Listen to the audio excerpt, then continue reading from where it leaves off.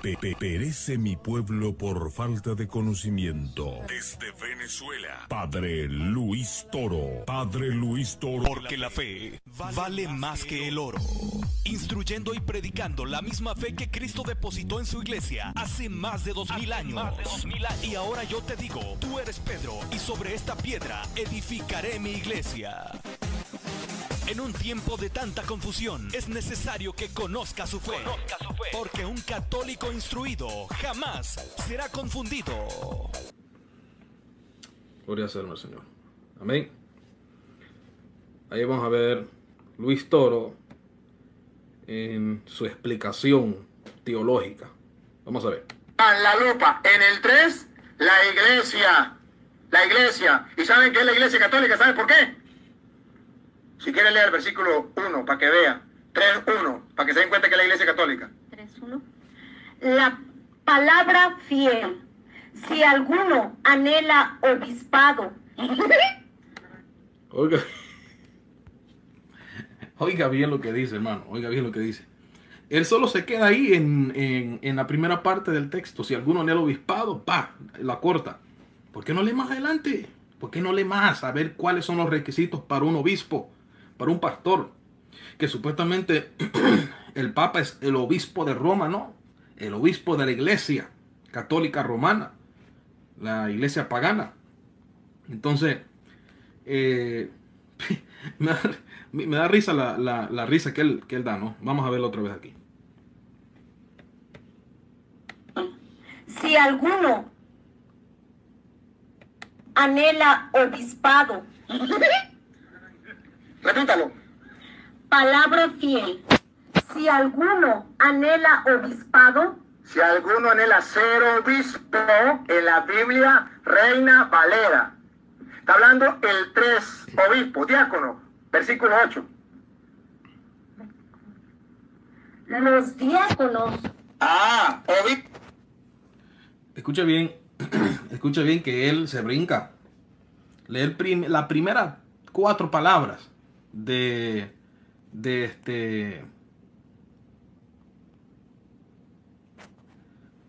las primeras 4 palabras del capítulo, versículo 1 del capítulo 3 de 1 de Timoteo, y se brinca al versículo 10. ¿Por qué no lee? ¿Por qué no lee más? O versículo 8, quiero decir. ¿Por qué no lee más? ¿Por qué no lee los requisitos de ser un obispo, un pastor? Son requisitos que Pablo recibió bajo la inspiración del Espíritu Santo para aquel que desea ser un pastor o un obispo. ¿Verdad? ¿Por qué no lee? Mire, para resumir. La Biblia dice, no lo digo yo, la Biblia lo dice.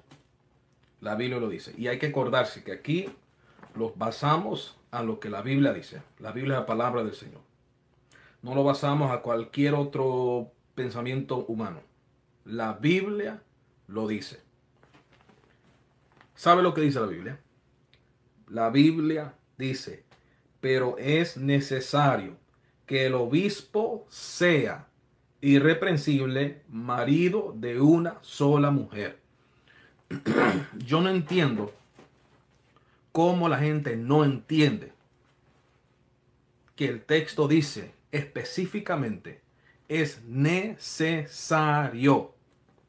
Cuando decimos necesario, estamos diciendo que sin eso no se puede.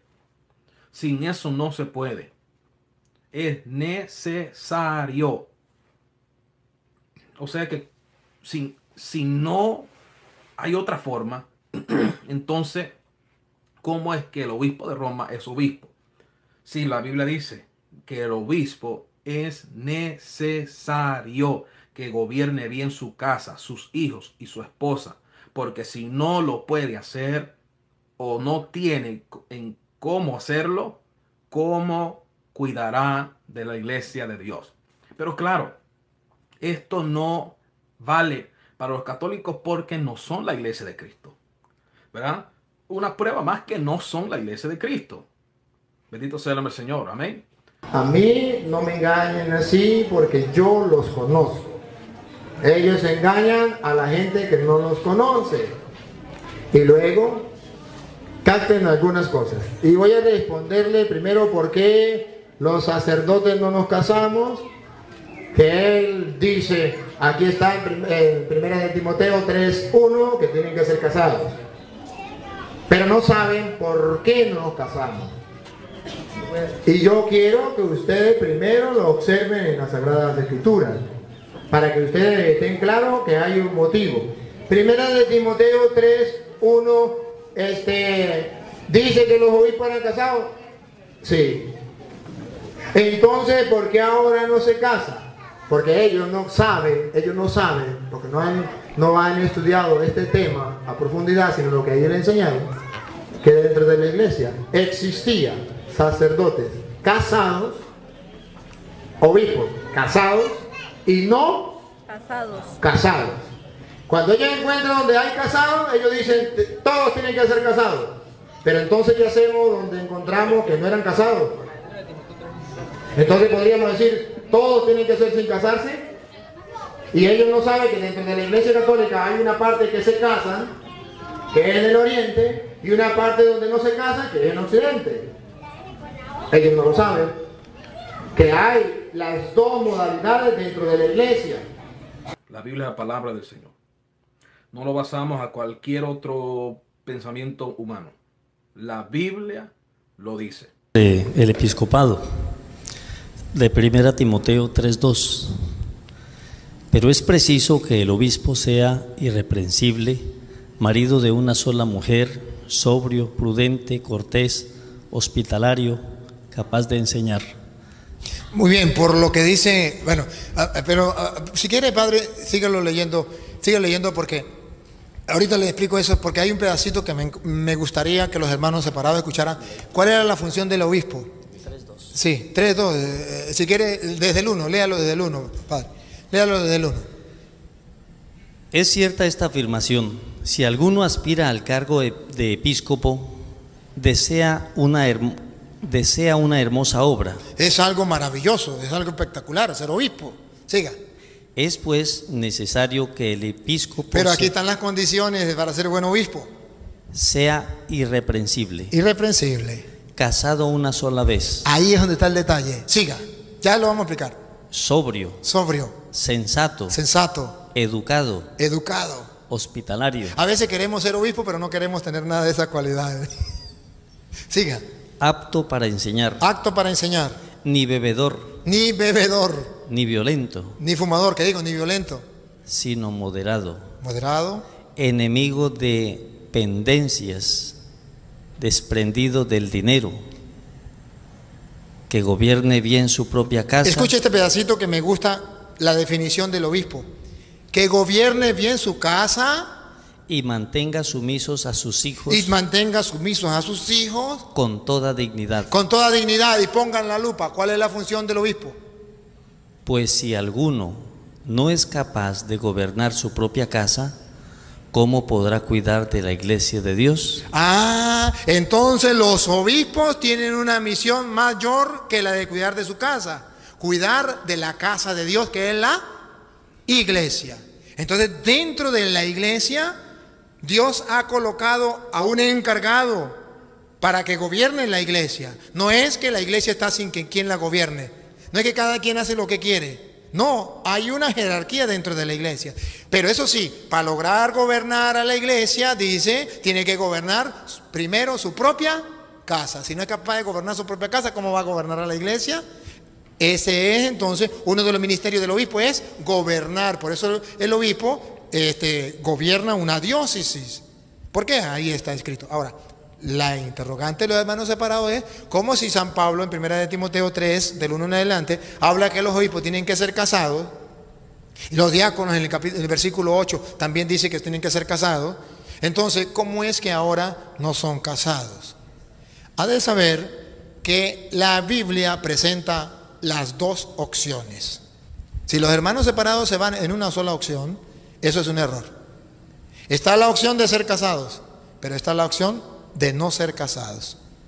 Y en la Iglesia Católica, las dos opciones son importantes. La Biblia lo dice. ¿Cómo sabemos que existen las dos opciones? Primero así, a simple vista.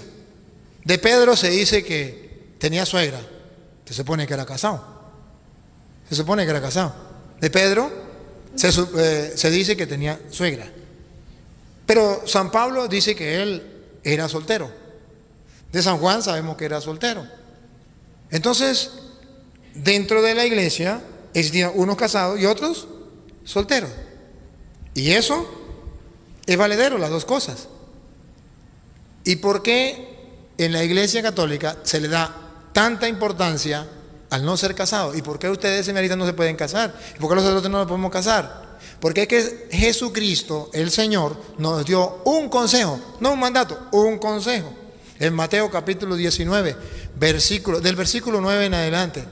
En el 9 está hablando, desde el 3 en adelante habla del matrimonio. Mateo 19, 3 en adelante habla del matrimonio. Pero termino en el versículo 9 ya del matrimonio para ver dos opciones que le estoy hablando, que para los apóstoles eran ambas importantes. Jesucristo la dejó. Ponga cuidado. Una. Ahora bien, les digo que quien repudia a su mujer, no por fornicación, y se case con otra, comete adulterio. Aquí Jesucristo, ¿qué está defendiendo? El matrimonio. No se puede separar de su pareja y estar con otra porque comete adulterio. ¿Qué está diciendo en castellano teológicamente? ¿Qué está diciendo? Es importante el matrimonio. Se ha de respetar el matrimonio. Esta es la primera parte. Ahora van a observar la segunda. Dale. Le dicen sus discípulos: si tal es la condición del hombre respecto de su mujer, no conviene casarse. No conviene casarse.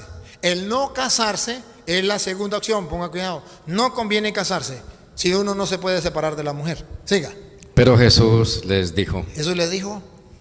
No todos entienden este lenguaje. Este lenguaje, ¿cuál lenguaje? ¿Que sería mejor? No casarse. No todos entienden este lenguaje. Siga. Sino aquellos a quienes se les ha concedido. Sino aquellos a quienes se les ha concedido el no casarse. Siga. Porque hay eunucos. Ustedes saben que eunucos son hombres incapacitados para el sexo. Porque hay eunucos, hombres incapacitados para el sexo, que nacieron así. Nacieron así. Ese no es el caso del cura. Pero hay casos. Aquí no hay ese caso. Siga. Que nacieron así del seno materno. Y hay eunucos que fueron hechos tales. Fueron castrados. Ese no es el caso de ustedes tampoco, en el caso del cura. Siga. Por los hombres. Ahora sí pongan la atención, la lupa, en el tercer caso de Jesucristo. Y hay eunucos que se hicieron tales. Se hicieron tales significa no son capaces. Sí funcionan, pero se hicieron tales por un motivo. Asimismo, por el reino de los cielos. Por el reino de los cielos. Y escuche cómo termina Jesús. Quien pueda entender, que entienda. En castellano se lo traduzco. Es una cosa difícil de entender. Los esclavos del sexo jamás lo podrán entender. Los protestantes jamás lo podrán entender. Porque entienda el que pueda. ¿Qué significa? Que hay hombres que no pueden entenderlo. Porque ellos, el ladrón juzga por su condición. Si él... La Biblia lo dice. Primera de Corintios capítulo 7, versículo 1. Un consejo de San Pablo. En cuanto a lo que ustedes me han escrito. En cuanto a lo que ustedes me han escrito, me han preguntado por escrito. Bien le está al hombre abstenerse de mujer. Repítalo. Bien le está al hombre abstenerse de mujer. Por tercera vez. Bien le está al hombre abstenerse de mujer. Ahí está hablando en criollo, en castellano, para que todo el que quiera entienda. Bien le está al hombre abstenerse de mujer. En castellano hay dos formas de servirle a Dios. Uno como casado y otro como soltero. Usted escoja cuál. En el versículo 7 él dice cuál escoge él. Dale, versículo 7. Mi deseo sería que todos fueran como yo. Que todos fueran como yo. ¿Cómo era Pablo? Dale. Mas cada cual tiene de Dios su gracia particular. Epa, dice que una gracia es casarse y otra gracia no casarse. Siga. Unos de una manera, Unos de una manera, otros de otra. otros de otra. No obstante, digo a los solteros y a las viudas, bien les está quedarse como yo. Pablo era soltero y recomienda que es mejor quedarse como él, soltero. Versículo 32. ¿Por qué es mejor quedarse soltero? Versículo 32. Yo los quisiera libres de preocupaciones. Porque yo no quiero que usted ande preocupado. Tengo que llegar temprano porque mi mujer me va a botar. Porque mi mujer, ¿qué va a decir mi mujer? No. Yo quiero verlo libre de preocupaciones. Dale. El no casado Por eso el sacerdote que no se casa, se preocupa de las cosas del Señor, se preocupa de las cosas del Señor de cómo agradar al Señor. y de cómo agradarle al Señor. El casado El que es casado se preocupa de las cosas del mundo, de cómo agradar a su mujer. La mujer, si es celosa, si no lo deja, si Está por tanto dividido. está por tanto dividido. San Pablo da la explicación por qué. Los mismos casados tienen la explicación por qué. Ahora, que los hermanos separados no agarren este consejo, es problema de ellos. Pero el Señor deja las dos opciones.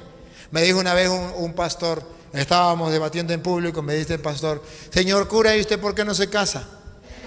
Dijo, mire señor cura, es que usted tiene que casarse, porque ¿cómo le va a explicar usted cómo le va a hablar a los matrimonios si usted no es casado? Tiene que tener experiencia. Viene una pareja y le pregunta a usted un problema, ¿cómo va a hablarle usted a esa pareja si usted no ha tenido experiencia? Vienen a mí, yo sí he tenido experiencia, porque tengo a mi esposa, tengo a mis hijos, y yo los puedo orientar. Pero ¿cómo usted sin experiencia puede orientar a esa persona? Por eso usted no puede hacer el trabajo, mejor sálgase de cura, porque usted no puede ayudar a las parejas, y porque no tiene experiencia. Y hay que tener experiencia. Le dije, hermano, una preguntita. Estamos de acuerdo que hay que tener experiencia. Una preguntita, ¿usted alguna vez le ha predicado a los homosexuales? Me dijo, claro que sí. Le dije, muy bien, hay que tener experiencia. Si no se tiene experiencia, no le puede predicar a ellos, ¿no? Pues entonces se molestó, delicadito, se puso bravo. Pero es lo mismo, hermano. Si hay que tener experiencia, lo que no sabía el pastor es que yo tengo experiencia. ¿Sabe por qué? Porque yo no soy un extraterrestre que viene de la luna. Yo soy hijo de una familia. Yo tengo un papá, tengo una mamá, tengo unos hermanos. Sé cómo son los problemas. ¿Sí? He visto la necesidad del hogar. Tengo unos hermanos que hoy día le doy gracias a Dios de que soy cura y no me he casado, porque mis cuñadas son unas tigras, unas fieras, y tienen sometido a mis hermanos, ¿sí? Y que no me vean. Ya saben, ellas saben, yo se lo digo. Pobres mis hermanos, yo le digo a Dios, gracias Señor, no me casé, gracias Señor, yo tengo experiencia. Yo he visto, a veces voy y le digo a mi hermano, vamos para tal lado, mire que vamos a hacer eso. Y la mujer nomás lo mira. Dice, no puedo ir. ¿No vio cómo me miró? Sí tengo experiencia, porque vengo de una familia y tengo unos cuantos hermanos y hermanas que son casados y sé cómo son los problemas. Además, atendemos las parejas y vienen y cuentan cada uno su experiencia y sus problemas y uno tiene más experiencia porque ha escuchado más que los demás. Entonces, dentro de la iglesia, eso no es ningún problema. Lo que sí les aconsejo es una cosa.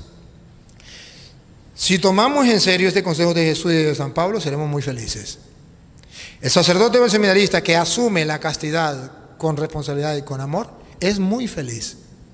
El que no, anda triste y amargado, decepcionado, afligido, no tiene fuerza para nada porque se siente de todo. Y anda amargado.